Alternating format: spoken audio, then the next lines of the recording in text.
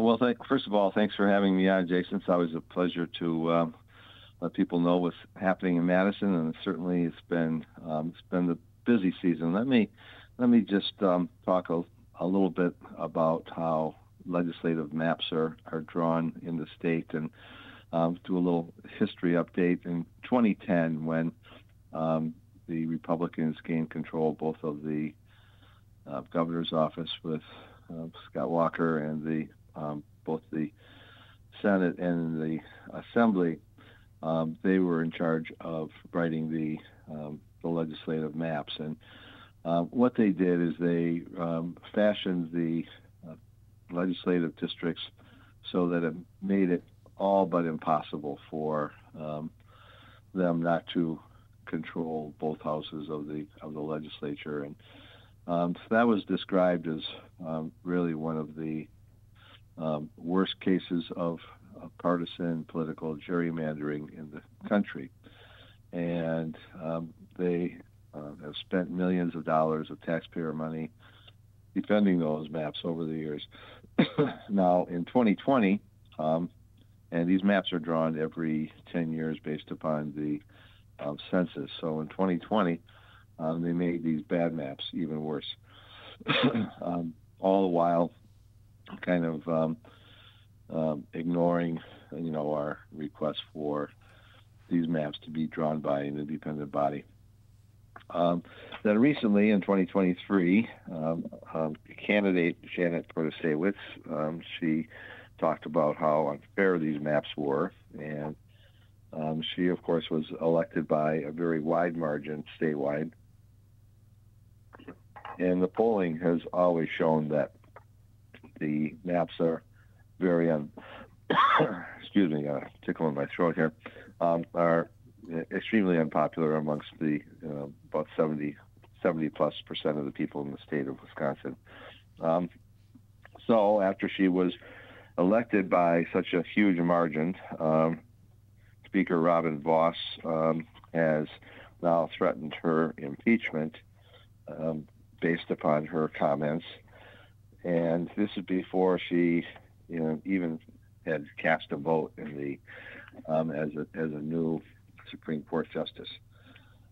So, this has been certainly a big topic of conversation. And last week, in what was kind of a surprise move, the Republicans put forward a bill that they claim would satisfy our request for a nonpartisan body to do the maps. And they said that it was the same as the Iowa model, which is something that we have long said would be acceptable. Well, the fact of the matter is that it's not the Iowa model, and it's actually just a little ploy to have a kind of a new way to gerrymander the districts with what would be the same result. That would be a pretty much a sure thing for the Republicans to gain control of the legislature, and this would be once again in perpetuity, where they would, despite the fact that the Democrats have been winning statewide elections. That said, the Assembly, for example, is just a little bit shy of 2/3 of the legislative seats. So we're going to continue to fight this talk about impeachment, and also we are going to fight this new plan to continue to gerrymander the districts and end up with Republican control over the legislature forever. And apparently this morning, we also have a new bill that I haven't had the opportunity to read yet. It'll be my reading for the afternoon on the Republican plan for the Brewer Stadium. And I am on one of the committees that I serve on is State Affairs, and it's likely that that bill will come there for a public hearing and then eventually a committee vote before it goes into the Assembly. So that's certainly something that I'm going to be paying attention to in the next few weeks. The other thing is that Minority Leader Greta Neubauer appointed me to serve on the Artificial Intelligence Task Force of the Speakers. And so I'm going to know a lot more about artificial intelligence than I currently do. In some ways, I may be the least likely person to appoint to that because sometimes I have a hard time operating my smartphone. It's way smarter than me. But by the same token, southeastern Wisconsin is really in a great position to become a leader in technology and technological innovation. We, of course, had the recent announcement that Microsoft is building a data center in the old Foxconn site. We are really in a unique situation to bring a lot of new technology jobs to the area. The next few weeks are going to be busy in committee, and the fall is always kind of a busy period.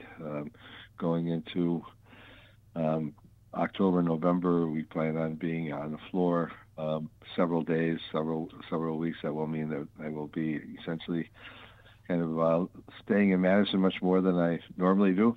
And in the meantime, just a day or two a week on committees. So it's good to have the opportunity to chat with you once again, and I'm going to get out and enjoy a walk on this beautiful September day in Wisconsin, and get my dogs walked, and then I'm going to find some place to sit and read this new bill on the Brewer Stadium. And if people want to weigh in with their opinion on that, I always welcome input from constituents. And of course, you can always get a hold of me at my office at 608-266-0455, or you can email me as well. But I just know that this is going to be a very controversial issue, and I would love to hear constituents' responses as I study the actual bill and what is being proposed, and so I can make a decision that I think makes sense. But you can email me at rep.onstad, that's OHNSTAD, at legis, LEGIS, .wisconsin, that's all spelled out, wisconsin.gov, G-O-V. So look forward to the next couple of weeks. It's going to be busy, but meanwhile, I just want to remind everybody that we're certainly here to take care of problems that you might have with state issues. Once again, feel free to contact my office, and I'll talk to you in a couple of weeks, Jason.